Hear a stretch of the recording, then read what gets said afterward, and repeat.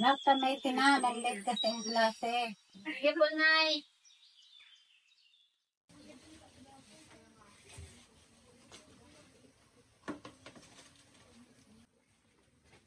Nay, sinikat ang pandikit, Nay. Nasirain nga ako sapatos. Nagamitin mo manghor sa kanya ngayon ang nabilinis mo ate. Singilas. Sige po, Nay.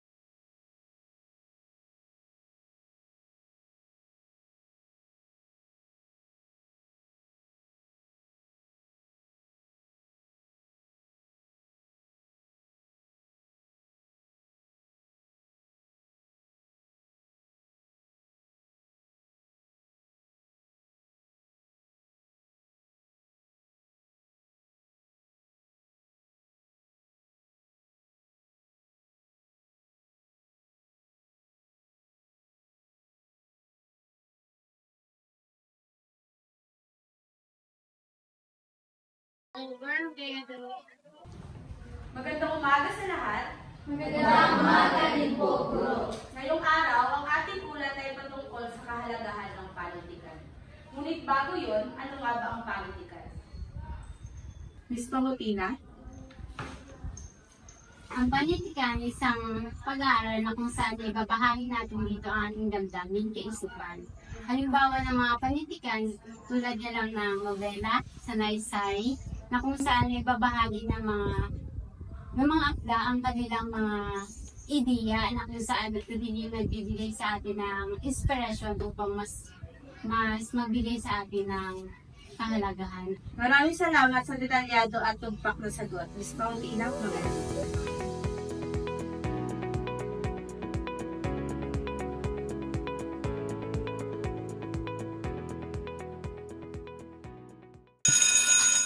At kung nagtatapos ang ating klase, paalam sa lahat. Sa oras ng pananghalian, tanging nilagang saging lamang ang kanyang baong pagkain dahil sa hindi sapat ang kinikita ng kanyang nanay para sa kanilang pang-araw-araw na pangangailangan.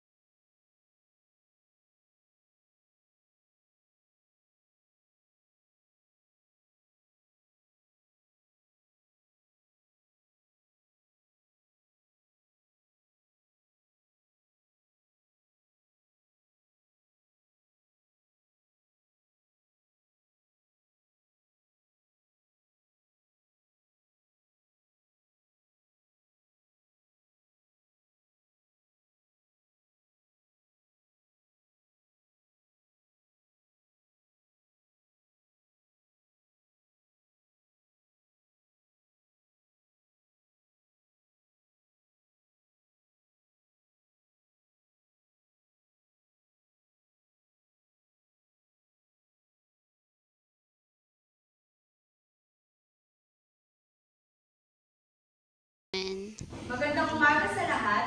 Magandang umaga din po, Guro. May mahalaga akong iulat sa inyo. May mensahe tayong dumating na nagmula sa CHED. Ang ating paaralan ay magkakaroon ng mga TES grantes na makakatanggap per semestre ng 20,000 para sa inyong pag-aaral. Babasahin ko isa-isa ang mga unang batch na nakakuha ng TES scholarship. Lorena Moraga at Ana May Pangutila.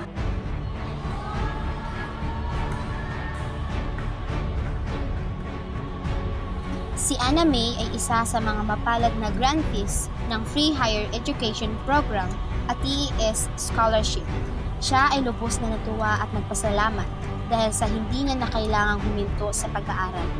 At ang oportunidad na ito ay waring napakalaking biyaya para sa mga kabataang nangangarap ngunit kapos na tulad niya.